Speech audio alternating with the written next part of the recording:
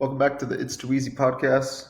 It's Zach and Jake back with week 14, I believe, of the NFL, and the last week of college football was last week. So into the bowl games this week. Going to touch on a little bit of the UFC for this weekend as well. I know Jake's got a lot of plays for that. So Jake, why don't you start us off? Yeah, so kind of started off with college football conference championship games this weekend. Um, there's only like 6 or 7 conference championship games, but only 6 that really intrigued me. First, we got UNLV at Boise State. That one I believe is actually being played in Boise. I love the way that Ashton Genty's been running the ball this year. We've kind of consistently talked about him on the podcast. Just about how, honestly, how consistent he's been. Like, obviously, they don't play like great teams in their schedule, but they did play Oregon earlier this year, and he put up almost 300 yards or whatever it was, and he was incredible. So I do think that he'll win the Heisman. I do think that he's going to carry him through this game, and that'll get them into the college football playoff. Yeah, I like Boise State, especially on their home turf. UNLV played them tough, but Boise State came to win. I want to say it was a 4 or 5 point victory at UNLV last time. So Boise should be able to take care of business, lock themselves into a top four spot for the playoff. If you like J&T to win the Heisman, I personally think he should win the Heisman. He's been an absolute animal. He is plus 800 to win it. Travis Hunter is the far favorite at this point. Um, Everyone's riding him, just being a top 10-ish offensive and defensive player. To me, it's the best player. I think that's J&T by far, who's carried his team to a top 5 spot. yeah, he really has. Yeah. But yeah, so I like Boise State at home as a 4 point favorite. Yeah, right on. And then we got Tulane versus Army in their championship game. I like Tulane in this game. Obviously, Army has been a really solid team this season. But I just think offensively and defensively, Tulane's going to stack up really well in this game, and their front four is going to be able to get a lot done defensively. So I'm kind of leaning on Tulane in this one. Yeah, I like this for sure. Considering we had Memphis against Tulane last time, even Yep. covering 14, won by 10. I still think Tulane's a good team. I just think Memphis is very good. Army's also a very good team running the ball effectively. Been slinging it a bit more this year. I know their quarterback, Bryson, is a stud. So I think this will be a super fun game. I'm interested to see if it ends up being high scoring. I'm leaning on a lower scoring game. We'll see how it plays out. I think a lower scoring game favors Tulane. If it goes high scoring, I think Army would probably be able to pull it off. But I will be taking Tulane money line as well. Yeah, for sure. But that'll definitely be a fun one to watch. We got the Big 12 championship, which is Iowa State and Arizona State. Um, I kind of like said before the season started, you got to be afraid of Kenny Dillingham when he can put a good roster together. And Arizona State's done an incredible job getting recruits in, getting people from schools like Sac State with Cam Scadaboo, which has just been incredible. We were all over him last week, and he just absolutely went off against Arizona. It was fun to watch. But yeah, I got Arizona State money line. I am not sleeping. Haven't been the entire season. I really do think that Dillingham is the coach to kind of propel that team to the next level. And if they win that game, I think they're for sure a foot in for the college football playoff. Yeah, I like the interview they had after the game too, talking about some of the best teams in the country, some of the best players, and how he thinks Scadaboo should be getting some talk a little bit for the Heisman. Whether he's the favorite or not is beside the point. But you did talk about him last week. You said you think he's going to go for 203 scores. I'm pretty sure he had 177 and 3 scores in the third quarter, and then they Yeah. pulled him because they were annihilating Arizona. He has 1,400 yards and 17 touchdowns just on the ground.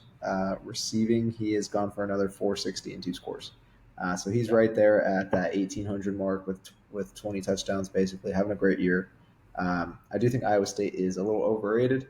Rocco Becht, I personally don't really like. Granted, I don't love Levitt either, but I think Yeah. that they're definitely doing a good job. This is a game I could see a couple of turnovers, and so I could see a little bit more on the lower scoring side. But I do think Arizona State's going to come away with a win. Yeah, I love the turnover thing in this game. I'm not too sure I like the lower scoring game just because both these teams do like to play fast. So it'll be interesting. If there are a lot of turnovers, then yeah, it's going to be hard to score. So that'll be fun to watch. I'm really looking forward to that game for sure. Then we got Georgia at Texas, game that's already been played once this year. Georgia absolutely took care of Texas, and I kind of expect that to see more of the same of that. I think that Georgia plays really well against really good teams. And then when it's not a very good team, they kind of play down to that other team's level. Like obviously Georgia Tech was actually a really good team, but we just saw in some of their losses they just didn't play to their standard. And then in some of the big games, they played way above their standard that we had been seeing throughout the year. So as long as they don't start slow, like we've been consistently saying, even last week we said if they start slow, like Georgia Tech plus 17 is a lock for sure for this game, and it went into 8 overtimes. So I think that for sure, if Georgia can start good in this game, like they did even the last game against Texas, they really didn't start hot. But if they can just start any bit better than they did throughout the season, then they should be able to beat Texas. Yeah, I'm interested in this game for sure. I think it'll definitely be probably one score either way. I do think Georgia's going to come away with a win, so I am taking that. They need it to make sure they solidify themselves into the playoff, especially after not getting in last year Yeah, because of a late loss in the championship game. I think yeah, that would haunt Kirby if it happened again. So we are going to take Georgia on the money line. They did already beat Texas, like you said, and in that game, Carson Beck had 0 touchdowns and 3 picks. That's yeah, about what we've been seeing. So even if it's the same, they obviously got it done before. That was with ETN having 85 plus and 3 scores. I'm not sure ETN's back yet, but I do expect this to end up being a lower scoring game. Um, I think the over under was at 49 and a half. I think it's going to go yeah. under in that. I like that. I think 24-17 might be like a tops. I think last time was 30-15, which is still Yeah. under. So Even definitely like interested 30 to to see. 10 or something like that, 27-10 Georgia. Like I could see that for sure. Yeah, and Georgia's getting 3, so I think playing it safe with the +3 is definitely a safe bet. I do think they end up getting the win. The game also is in Atlanta, Georgia, Yeah. so at Mercedes-Benz of all places. So I think Georgia should be favored here, not underdogs, but based off what we've seen the last few weeks, I think that's why the line's at what it is. Yep, absolutely. Then we got the Big Ten championship game, Penn State and Oregon. Man, Ducks only undefeated team left. We've looked really impressive the last few weeks. Obviously, it was a tough game against Wisconsin, but we absolutely took it to a pretty good Washington team. Obviously, they were on their backup quarterback, I believe, so they didn't quite look as good or prepared for a team as good as we are. But I think that Dan Lanning's got our guys playing a really, really good form of football right now. I think this is the best chance we've had to win a national championship since Marcus Mariota, and go Ducks. We got to do it. And in order for us to get the first round bye, we need to go and beat a Penn State team that was not expected to be there, to be honest. I was expecting us to lose to Ohio State in the Big Ten championship game, but then they went and laid an egg versus Michigan, which gives me a lot of hope that we are one of the best teams in the country. Um, and Penn State is also another good team, but they laid an egg against Ohio State. So what's to say that we can't just go and beat this Penn State team by 17 to 21 points? I think if we can handle them, take a couple score lead in the first half, our defense has actually been incredible this year. It's so fun to watch. Haven't been able to say that about an Oregon team in a long time, where it's actual consistent defense to where it's like big guys up front that are getting sacks and DBs that can fly around the field. So yeah, I'm really loving our team this year. I'm not the biggest fan of Gabriel, to be honest, but he's doing his job, and I think for that reason we should be able to take down Penn State. I wanted us to be in this spot playing them. I did not want to be playing Ohio State. Somehow we got that wish, so I think we need to take advantage. Yeah, it's always hard to beat a team twice or 3 times for that. So having Yeah, that Penn State instead is definitely nice. I will say I think it brings a different challenge. I think you already know you've beaten Ohio State, whether it was at home or not. I know this one will be in Indianapolis indoors though, so it won't be too like it's freezing or anything in favor of Penn State. However, they do have to travel a little bit further, which always makes me weary for a Penn State team that's not too far and does have a great defense. I yeah, don't really love their offense, but I do think their defense would be able to get a takeaway. Dylan Gabriel is he kind of reminds me of Jameis, where he can go turn it over 3 times, but he can also then score 4 touchdowns with 350 yards. Um, so I could definitely see a takeaway for Penn State that keeps them in the game and maybe gives them a chance to win. But I do think Oregon is going to pull this one off, continue undefeated, lock in that 1 seed, and then hopefully, I'm hoping we see a Texas matchup down the line so we can get Dylan Gabriel back against Texas, where he beat him in the Red River rivalry last yeah. year, and then hopefully that Ohio State and Oregon match that we predicted from the preseason. So Yeah, and we'll I see. honestly We'll would see how love that to works see out. that. I think we match up really well against Texas this year, so I would love to see that. And then Ohio State's the one team I just don't think we want to play. Ohio State and Georgia are kind of the two teams we don't want to play just because Dan Lanning was from Georgia and we don't want that whole Kirby Smart versus Dan Lanning thing. I just don't, I don't want to see that. And I don't want to see us play Ohio State again. I'm not even, it's not that we're scared of Ohio State. It's just that we've already seen the game. We've already seen how stressful the game was. So it's just like, I don't need to see that again. Like, let's just play somebody else. I'll be stressed out playing somebody else. So, yeah, go Ducks. Hopefully, we can take care of Penn State, kind of secure the bye, and give ourselves a little bit of a break. And then, it's all foot on the gas from there. We need to go win one this year for sure. In the last college football conference game, ACC championship, we got the Clemson Tigers versus SMU. Um, I'm on SMU, man. I just think that they've looked overall like the more solid team. They are the favorites in this game. Now, obviously, Clemson, pretty much any day, any week against any lesser of a team can come out and play really well and win the game. So if Dabo is actually able to coach the way he has in the past with this group of guys, I think that they'll win the game. But Cade Klubnik's had to do a lot with his legs in order for this team to win. And even in the close games, sometimes his legs doesn't get it done. SMU is one of those teams that they move the ball and move the ball really fast. So if Clemson's defense isn't really able to get them 3 and out, probably 3 or 4 times in the first half, then this might be a blowout. So for that reason, I just like SMU. I think they're going to be much more of the clutch team later in this game. Yeah, I'm very interested to see how this game goes based off of what you're saying, what the film's shown. SMU is definitely a high scoring offense that should be able to take care of business. I told you Syracuse was going to beat Miami, and it was going to be Yeah, Clemson. yeah, Never wavered, never been more confident my whole life. With that, I am doubling down. I have Clemson, have Georgia winning SEC and ACC.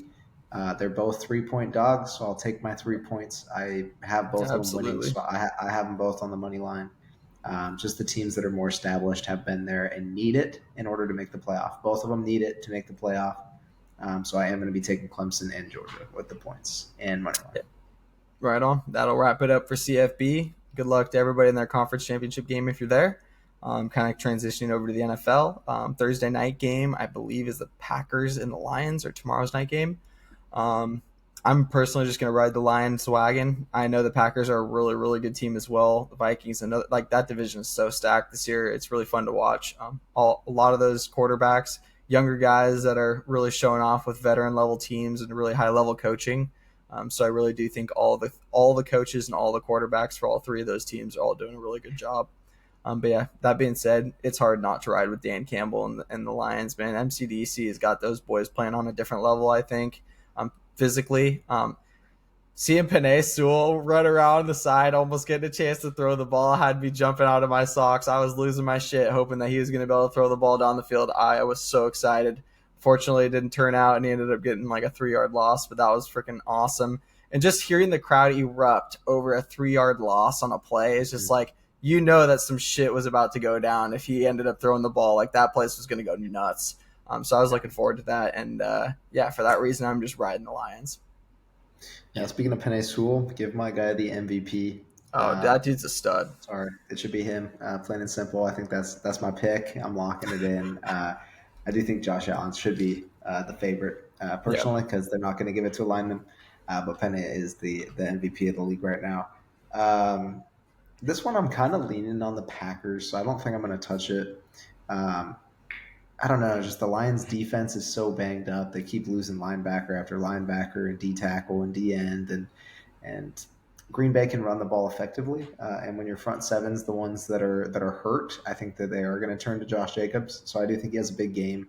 His line's going to be set right around that 65 yard line. I would buy it to 60 and just take like a minus 160 at Josh Jacobs 60 yards and a score. I think. I do think this ends up being a ground game attack for both sides, which makes me lean on the under because the clock should be getting killed a little bit. Um, and with that, it's making me lean on the Packers +3. But I don't love it. I want to root for the Lions. They're at home, and they already took care of business in Green Bay. So, yeah, probably not going to touch this one personally. Yeah, for sure. No, I definitely think you're right. Like, both these teams are definitely going to try to run the rock. I do think, though, if there is a lot of scoring early on one side or the other, then it's going to open up the entire game to a lot of passing just because everybody's going to want to slow the game down, kind of see if they can score quick. And both these quarterbacks do have the ability to score quick. Jared Goff and Jordan Love can both get the ball down the field rather quickly, and this year they Christian both Watson excelled on that. and Um, Jameson are both so insane. it could end up doing that. It could end up being an over game. Honestly, I think that is more probably more kind of what I'm feeling. But if they do run the ball, then an under does make a lot of sense. I also am interested to see kind of what the weather's like in Detroit for that game. I don't know if it's a dome. I think it is, so I don't think it's outside. Um, 20, yeah, so game time's 27. um, so yeah, it's going to be freaking cold there. But both these teams love to play in the cold and are used to it. So I'm just going to ride with the Lions at home. They got a fun crowd, and I think they're a wagon right now. So yeah, we'll keep riding. I'll keep riding them. Looking forward to seeing how that one goes. Then we got the Falcons and the Vikings, the other team that NFC North division that's looking really good. I think this one's just it's almost a must win for the Falcons. So at +5, I feel like five is just way too many. Even if 6. they or six, yeah, way too many. I feel like if they do lose the game, it'll probably be like by a field goal or maybe like 4 or 5 points. So I love taking that at 6. You can always buy it up 7, 7.5 if you like taking it by a touchdown. Yeah, I'm gonna ride with Falcons plus money or plus the 6 or 7 points, whatever it be. I love that that's your play that this week because that's my play of the week this week is Falcons money line. We're taking it at +220. Kirko Chains is bringing it back to Minnesota after Okay. 6 interceptions and 3 fumbles in his last 4 games, no touchdowns.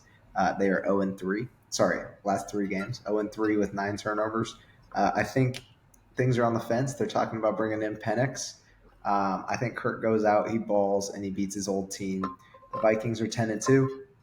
I mean, they're vying for the division right there, but I don't think they're going to pull it off as much as I want them to. I think Kirk is going to be able to sling the ball, quick passes, keep the ball moving on the ground game, mix it up enough on play calling so that they're not just getting blitzed out of their mind. Because if Kirk gets hit over and over again, he might die out there. He's like Yeah. 40. But I do think Flores is going to bring the pressure against them and see how that goes. Because of that, I think with the quick passes, I could see a good game from Drake London. Definitely like his over on 5.5 receptions. I think he could end up with double digits, honestly.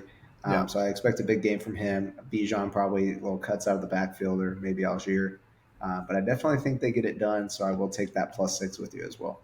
Yeah, and also look for Aaron Jones to kind of have a bounce back week for them to look to run the ball because he really struggled last week. So Fumbled twice. I think he only yeah, lost one, but he fumbled the first carry and then he fumbled a little later on catch. So yeah, but I think he only had like 35 all-purpose yards. Did end up receiving a touchdown, which always helped. mm-hmm. But he's got to have a bounce back week, and Falcons defense is going to be a good one to do it against. So we'll see how it goes for him. I'm thinking I maybe an anytime also, touchdown. yeah, I'm also leaning on the under 46.5. Yeah, I actually I do think like it's the under for this like game. 24-21 or 24-17, 24-13. I think Two it's going to be a two little low stout scoring. defenses that should be a little bit healthier here. And then the Panthers and the Eagles, not liking taking the whatever the line may be, 12 points 13. or whatever it is, yeah, 13.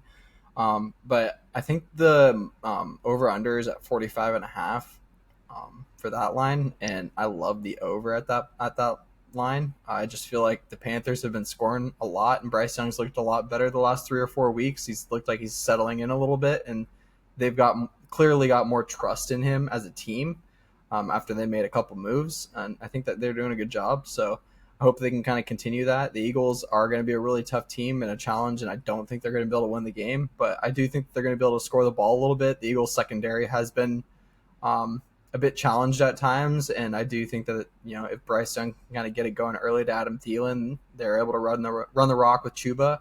Then who knows? I feel like an over is definitely going to happen because we know that Jalen Hurts can score. Yeah, this is an interesting game for any professional football team. 13 points is a heck of a lot. Yeah, I feel like you don't really see that often. Even that Chiefs game a couple weeks ago was 12 with the yeah, Raiders. So 13 definitely seems like a lot. It makes me want to buy it up to either 14.5 or even 17.5 and lose a little bit of the value.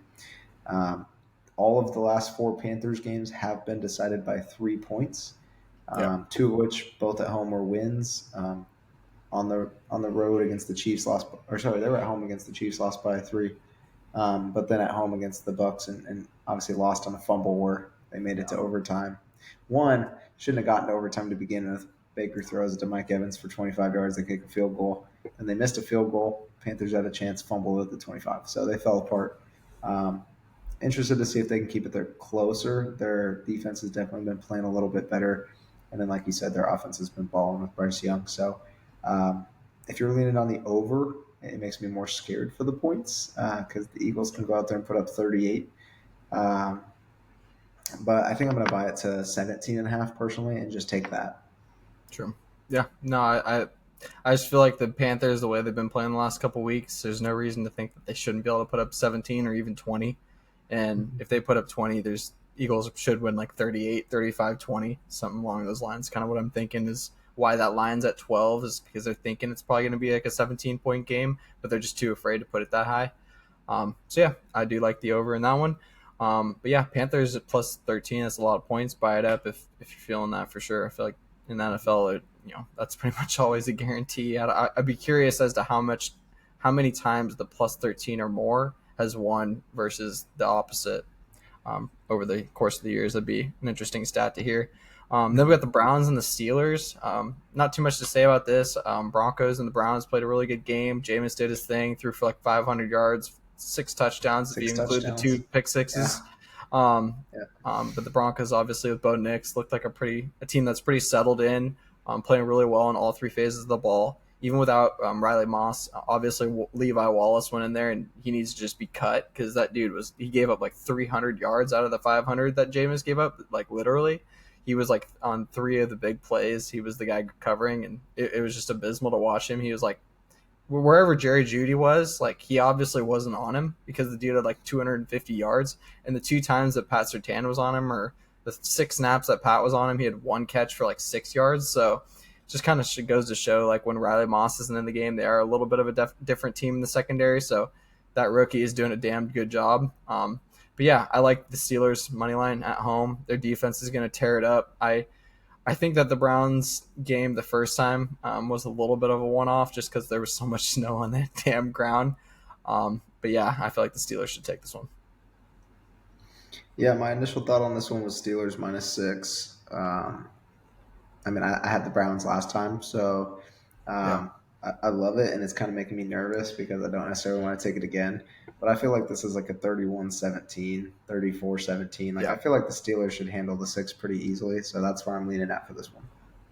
yeah. No, and I feel like they're still in battle with the Ravens to win their division. It's getting a Mhm. little bit distant now, I think, with 2 games in between them, or maybe 1.5. 1.5, yeah. Um, but yeah, either way, this is pretty much a must win for the Steelers if they kind of want to keep themselves ahead. And obviously, the Browns are kind of looking to rebuild. Myles Garrett didn't have a whole lot of good things to say after the end of the last game, so It's yeah, also a big game for the Steelers. Not only, like you said, trying to keep that distance of a game and a half left with the Ravens, but the next 3 games for the Steelers are at Philly, at Baltimore, home versus the Chiefs, and then oof, home versus the Bengals, which is like it's the Bengals, but they four just tough played them close games. this week. So I mean, we know um, how good the Bengals offense has been this year, that's for sure. yeah, so I do think Steelers are going to get the win. I think they're going to cover the 6, but we'll see. Yeah, for sure. Then we got the Jags and the Titans. Trevor Lawrence is down, getting shoulder surgery. Obviously got concussed. That was a pretty rough hit last week. I don't think it necessarily constituted a full 3 game suspension just because we look at some of the previous hits that we've seen in the NFL in the last 20 years. And I get that we're trying to protect the quarterback more and more, but he got hit with a forearm. It wasn't like it was helmet to helmet contact. Like it was a forearm. So like I get that you want to protect him, but give him like 1 game. He's the captain of the Texans defense. Like losing him for 3 games, that can completely change the complexion of the AFC. I can't remember what division that is, the South or whatever it is. Yeah, the AFC South. It could completely change with not having your best linebacker in the Mm-hmm. game. So I think that 3 games is a little bit egregious, but I get they're trying to set a new like point. Like this is what it's going to be if you guys do that type of shit. So we can't do that. Um, but for this game, I do like the Jags +4 against the Titans. I think Mac Jones is going to come in and ball. I just like Mac Jones against Will Levis a little bit more. I don't think that Will Levis really has a lot of the weapons left. Now, Nick Westbrook Ikine, that dude's been catching touchdowns like nobody else in the NFL. It's Yeah. been incredible, and they still lose all these games. So he might be something to look at if you're looking at someone to receive a touchdown, because that dude, he'll get like two catches, but one of them will be a touchdown. Like Yeah, he's had eight he just touchdowns in catches. 5 weeks or something. Yeah, he just catches bombs, and it's incredible. It's fun to watch. Dude's an absolute stud. So either take his over yards or take him to score a touchdown. Don't take his over receptions. I would suggest. But I do think the Jags will keep it within four. I feel like it's just a lot. Mac Jones is going to have the team kind of playing on his back for Trevor, and I think the defense is going to have a big one. Yeah, this is an interesting one for sure. I agree with what you're saying about Aziz. I think it should have been 2 games, or if they want to do 3 weeks, do 3 weeks because the Texans are now on a bye. Yeah, But yeah, like you said, with 3 games, like they're only 2 games or 1.5 games off the Colts right now, and they still have the Dolphins, Ravens, Chiefs, I believe, coming up as their next three.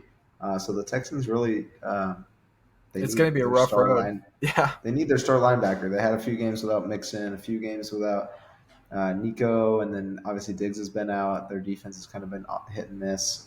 So I think they need him. But yeah, no, I think I'm kind of leaning on the same with you. I don't think the Titans are that good. Ridley's has been pretty solid. Pollard's been pretty consistent this season for them, which has been cool to see. But yeah, I'm leaning on the Jaguars as well. I'm not sure if this is like Etienne's bounce back game because he's had a very, very quiet season. yeah, But I definitely like Mac Jones. He came in last week and he was slinging it. If he throws a pick, he's going to go out there and he'll throw another one. He doesn't care. He's just going to keep going, like a Big yeah, Ben kind of thing. He's got yeah, nothing to lose. Obviously, Trevor's out the rest of the year. They're only at what 2-10 anyway, so they're already eliminated from the playoffs. I think at this point they just go out there and they try and win some games, but I'm also worried that they might just be trying to lose them to get a better draft pick. So yeah. um, Very possible. interested because this is like a 2-win versus a 3-win team as well. But I'm leaning on the +4 for the Jags. I think that they end up probably winning it as well. Yeah, I do too. I do think the Jags money line maybe a long shot, but honestly, just take the +4. I feel like that should be cash all day. Then we got the Raiders and the Buccaneers. Another game that 6.5 just felt like a lot.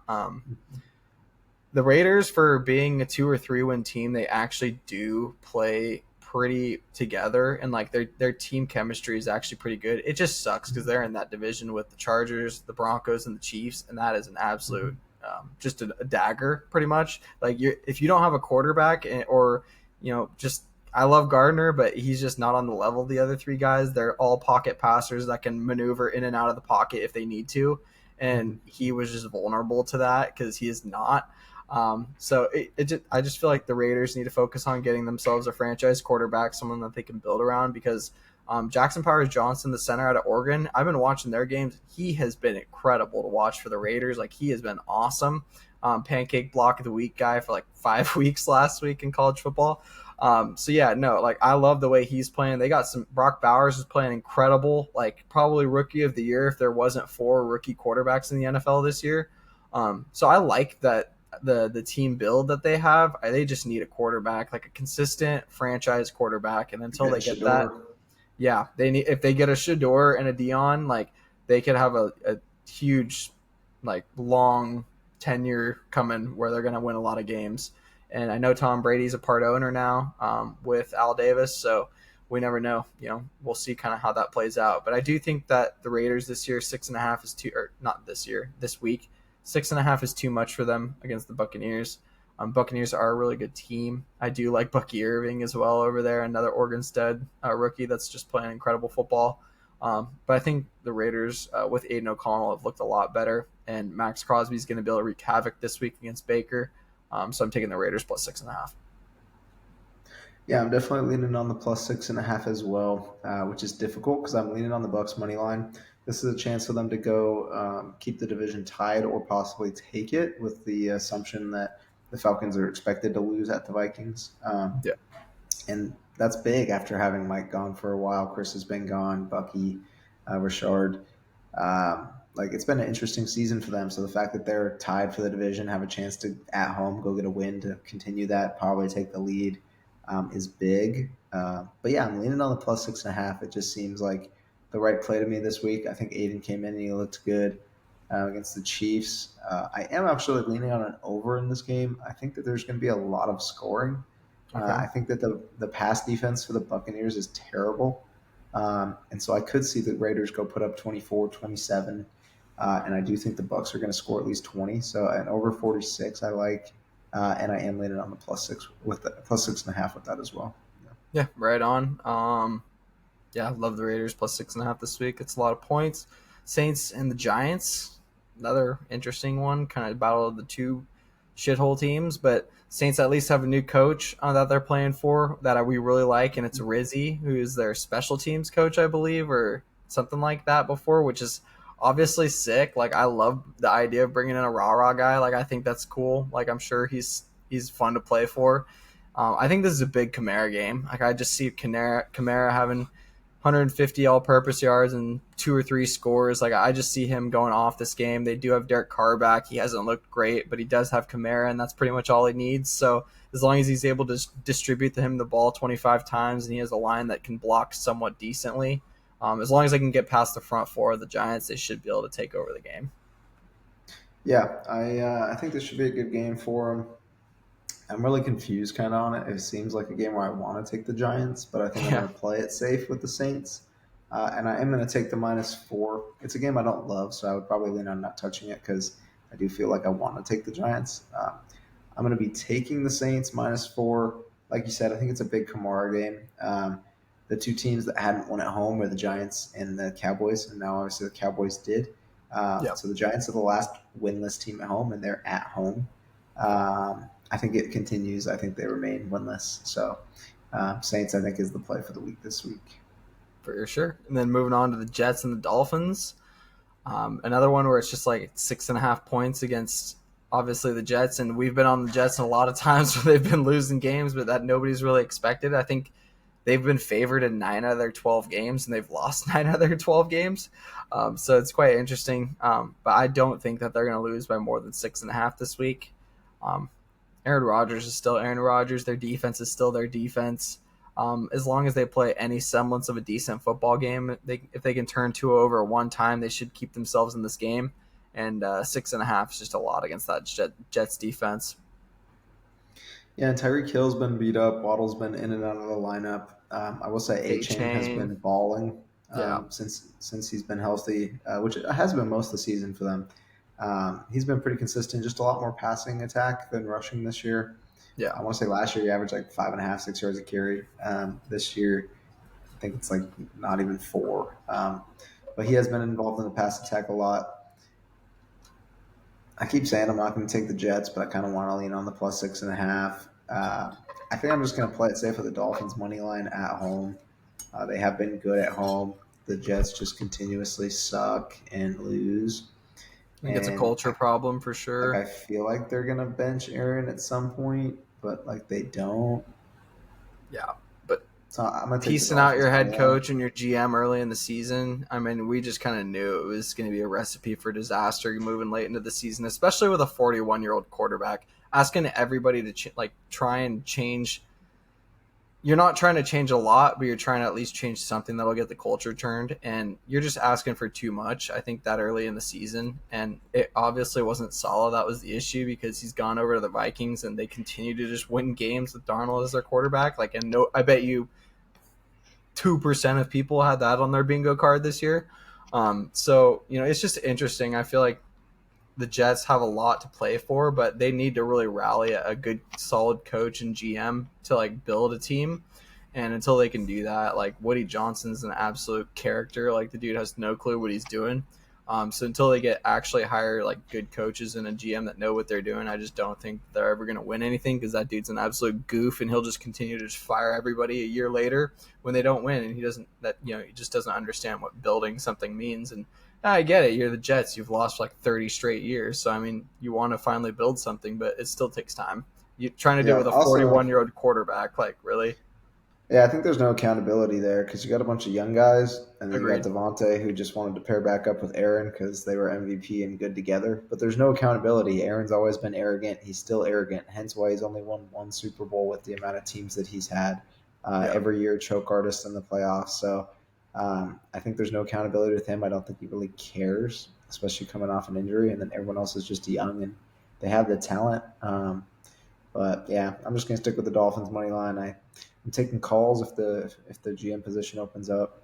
But yeah, I mean, They'd yeah, be someone's smart to got to give turn you it a around. call, but I mean, I'm sure there's probably 10,000 people in New York that are looking for that job too, because man, they've sucked forever, and really only doesn't take much. But yeah, a couple good draft picks, a couple good signings, and I feel like you turn everything around just like the Broncos did with a $60 million dead cap. It's obvious. Like, just follow the blueprint. It's right there laid in front of you. Bears, like, you just fired Eberflus. Like, you know what you got to do. You know what I mean? Like, it's right there. Sean Payton went, got his guy, took a $75 million dead cap hit, and said, I don't care. I don't have to pay this guy for the next 3 years, but we're gonna go win games because he can fit my system.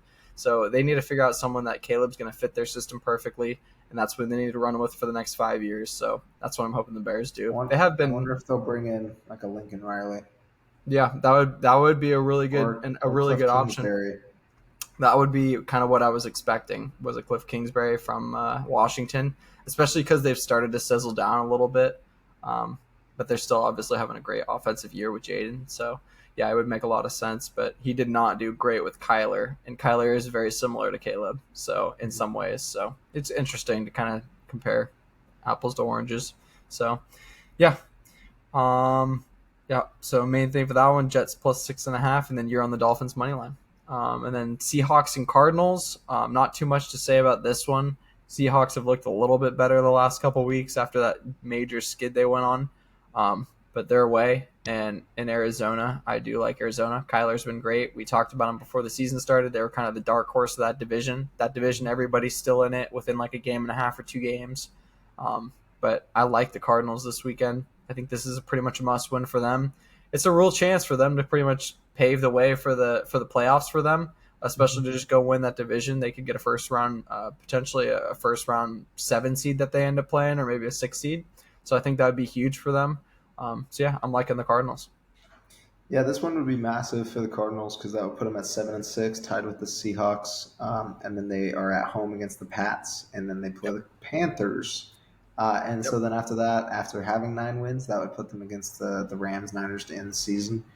So it's kind of theirs to lose at this point. If they win out, they win the division. So it starts one game at a time. At home, I definitely think it's going to be a win against the Seahawks. Still can't believe the Seahawks came back and won last week. Jets were up 21-7 with 8 minutes in the second and then Yeah. laid an egg. And so Seahawks just slowly kept going. And I think that's a big part to their coaching. I think McDonald's doing a good job over there. But the Cardinals also have not been great on the road, and they have been pretty solid at home, being 4-2 at home. Now I know the Seahawks have actually been better on the road this year, 4-1 on the road for the Seahawks. I think that slows down this week in Arizona, and I think Arizona goes and gets a win. Not taking the 2.5. I'm just taking money line. Don't like 2 point lines. So. Yeah. Yeah. Hate it. I love the Cardinals money line minus 150. I feel like it's right there.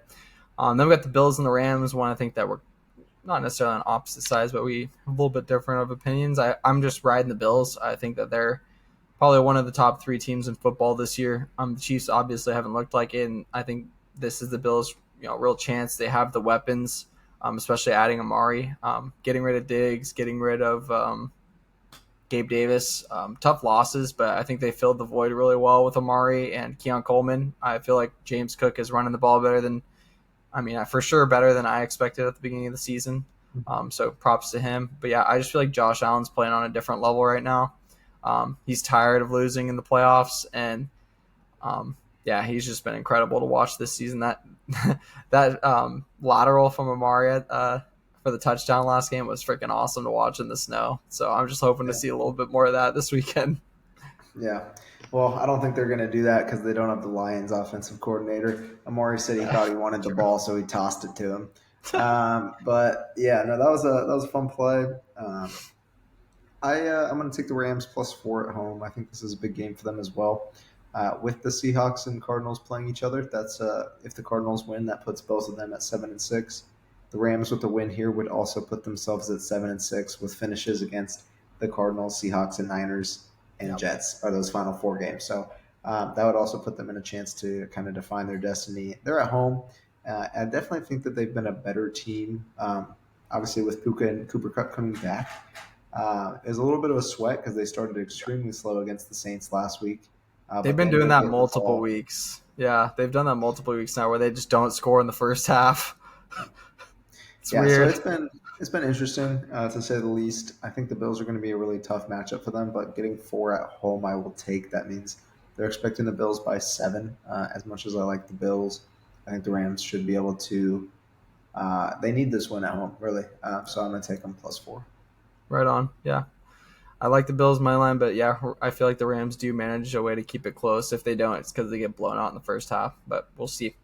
Then we got the Bears and the Niners, another one that we're kind of on a little bit opposite sides. I personally like the Niners this week. In order to keep themselves in any sort of conversation, they have to win. I do think randomly this is just like an off year for them. Christian McCaffrey not being healthy and then getting hurt again. Jordan Mason not getting hurt. Bosa being hurt at one point. Purdy not playing a game. It just feels like it's a really off year for them, and feels like injuries now have plagued them for like 3 or 4 years now with this really good team. Even going deep in the playoffs, having major injuries that kind of screw them.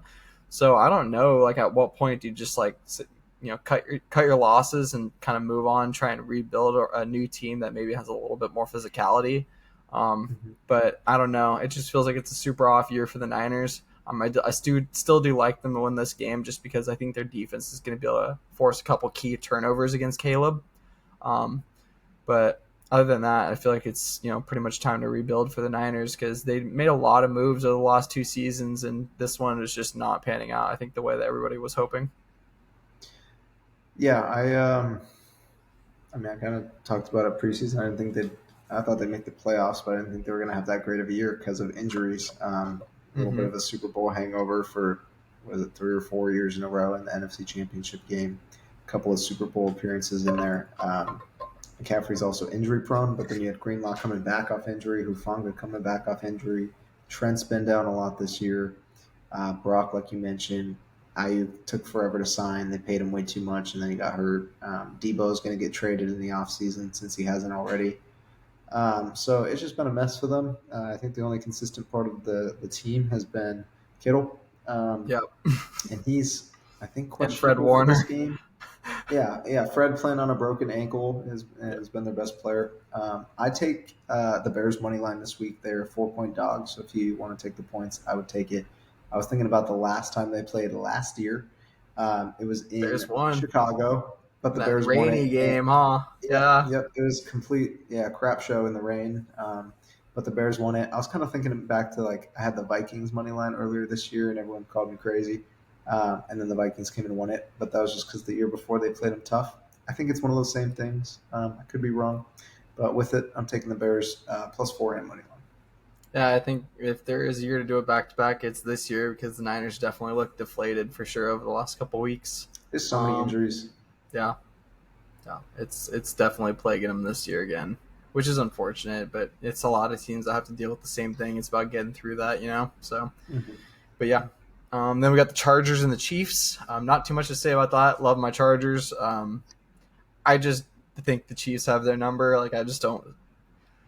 It's just even a hard. You can have even Harbaugh now. I just feel like you're still playing against Andy Reid, Mahomes, like, and at the end of the and Spagnuolo in that defense, and obviously the whole team as a whole hasn't been that much better just because they've had a ton of injuries, haven't been able to move the ball as well efficiently offensively.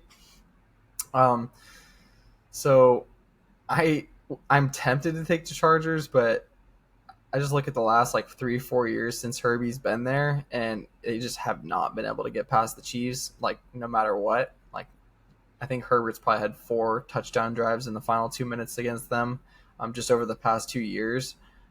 So it's just tough to watch, but I do think it's going to happen again, and so I'm taking the Chiefs money line.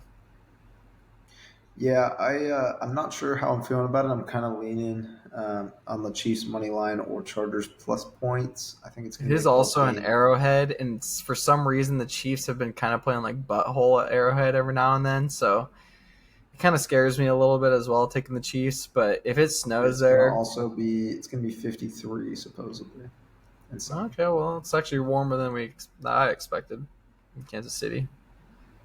Yeah, So, I'm going to say personally, I'm going to take the under 43 and a half. I think it's going to be a low scoring game. I think it's going to probably be a 3 or 4 point game. J.K. Dobbins is out, and so I think the rush game for the Chargers is going to be fairly weak. They've been moving the ball pretty well, throwing it, but they don't have the weapons against a good Chiefs defense. So that makes me think they're going low. The Chiefs' offense has just not been clicking, and the Chargers do have a good defense. Now I know Pacheco's back, Travis Kelsey's been going, D Hop's been going. I believe Marquise Brown is back to practice this week, but not coming back until I think 2 weeks from now. That'll be a big boost for them. But with that, I'm taking the under 43, and I'm leaning Chiefs money line, but I don't think I'll end up taking it. Yeah, I'm gonna definitely take Chiefs money line, hoping that the Chargers beat that bet. Yeah. But I also think that this is a game that Kelsey is just—it's a good game to take his receptions. It's probably going to be around 6.5, maybe 7.5, and I think he'll probably get 9 or 10. So I think that this game's going to be a lot about finding first downs, and Patrick Mahomes, when he's looking for him, finds Kelsey. So I think he's going to have a lot of receptions. Yeah, I'm kind of leaning on a touchdown for D Kels too, because he's only got two Yeah, on the year. true, true. So you could probably find that at like plus 250 as well, because he's only got two so far. Then the final game for the NFL, Bengals and the Cowboys. Um, Man, this is going to be a game. Um, yeah, I just don't trust the Cowboys at all in this game. That's just the bottom line. The Bengals defense can be as bad as they want. We still have Cooper Rush at quarterback and nobody to run. Well, Rico Dowdle's been better the last few Yeah, games. first 100-yard game for the Yeah, Cowboys in 26 yeah, straight. yeah. I will say, like, he's definitely been better, but it doesn't matter. We're not going to be able to stop Burrow. And it does, like, Cooper Rush, no matter what way you put it, he is not beating Burrow. That's just the way I see this game. So I'm taking Bengals money line. Yeah, the 5 kind of scares me. At the same time, I think Bengals win by 20. Yeah. I will probably buy it up to at least 13.5. Yeah, their defense is just Swiss cheese, so it scares me because It Cooper is. can move the ball. Yeah. If he does, I could see him having 3 touchdowns, four And touchdowns, still and it's somehow about Trey Hendrickson has the most sacks in the NFL. yeah. Trey's a freaking animal, and he's been an animal. He has been since Yeah. the Saints. I loved him with the run that they made first year with him for the Super Bowl. But I'm taking the Bengals money line. I would probably still take it at -3. I don't think I'd buy it past that. I'm I going to think buy they it to either 13 and a win. half. Yeah, I I don't think think the I am. Cowboys. I don't think the Cowboys win the game, but I think that we could keep it close. But I'm also kind of expecting the Bengals to smoke us. Yeah, I'm thinking it's probably going to be like 41-17. I I'm could see kind of it. thinking the Bengals just shit all over us. This is going to be a tough one. It depends on how well our defense plays, really. If Micah and Overshown keep playing like that, then obviously we might have a shot. But it's going to take some points on the defensive side of the ball, I think, as long as the Bengals front four shows up. So, yeah, that'll wrap it up for the NFL. Just throw over a few UFC 310 picks for this Saturday. We got Pantoja fighting Kaya Sakura, who's the first-time fighter from Japan. Absolutely incredible to watch both of them. Got 3 major picks that I really like for this weekend, which are Brian Battle and Randy Brown to end inside the distance. It's at -150 right now, and I don't expect it to stay there. So look for line movement on that one. I expect it to end probably right around even money, just because I'm thinking that people are going to expect that to go the full 3 rounds, just because both those guys are absolute dogs that have chins, but they both got hands, so I'm expecting it to end quick. And then the second one is Aljamain Sterling and Movsar Evloev, and he's 18-0. Aljo is obviously Aljo, pretty solid in the ground game. I think that one also ends inside the distance. I think it's going to be a knockout by the Russian guy in the first or second round, or somehow Aljamain's going to manage to wrestle him, get his back, and just wrap him like a backpack and choke him out, because that's the way Aljo usually wins. So if that happens, it does mean it happened inside the distance, and that's plus 275 for that fight right now. So they are expecting to go the full three rounds, and I just think with the violence of both these guys, I don't expect it to go there. Then the last one is Temba Garimbo and Vicente Luque to end inside the distance. That's also plus 125 right now. So a lot of plus money on the UFC this weekend that I like. This one to end inside the distance just because Temba's on an absolute mission right now. He's won 5 in a row with 4 knockouts, I believe, in the UFC, which is pretty impressive. And Luque is completely on his way out the door. I'd expect he probably hangs it up after this fight. I think he's 37, 38 years old, probably had like 35, 40 fights in the UFC. Fought pretty much anybody and everybody you can think of in the welterweight division at 170. So I think this one, as soon as he loses to Garimbo, I'd imagine he'll probably just hang it up there. But yeah, I'm thinking Garimbo ends this one inside the distance at plus 125. So yeah, actually that's just Temba doesn't even necessarily have to end it inside the distance. That can be either guy at Yeah, you 125. can find it So at you can minus find it 160, better. minus 170, depending on the line. But I think Rimbo is probably my favorite play of the week. I'm locking it into a lot of things. Yep. Talked about him a little bit a couple weeks back with one of my favorite UFC plays when we went through those. But yeah, I mean, he's been phenomenal. He was 150,000 to 1 to come out Yep. as the welterweight champ about a month and a half ago, and now that's down to plus 3,000. He's hot, and he is continuing to win, like you said, 5 in a row, I believe. Yep. And so I think minus 170, minus 160, depending on where you're looking, is cash. Yeah, it's pretty good money, especially for a guy that's fighting someone 10 years older than him. So, yeah, it'll be a fun fight. But yeah, that wraps it up for UFC. That'll wrap it up for the podcast. Thank you guys for tuning in. We really appreciate everybody kind of tuning back into the podcast over the last few weeks. Just getting our picks out there. We've had a really solid last couple of weeks. I think last week we ended up going like 26 and 15 or something along those lines. So consistently hitting around the 65% margin, which is really good for us. So we're just looking to kind of keep that going, keep getting you guys in the green, seeing some pockets getting filled, hopefully from the sports books. Try not to bet on parlays if you can. We do our best, but we do give out one a week just for the fun of it. But yeah, we keep them as straights as much as we can just to see if we can build some bankroll. But yeah, if you guys enjoy the podcast, be sure to like, subscribe, comment, let us know what we can do better. And until next week, we will see you then. Yep. Peace. See you.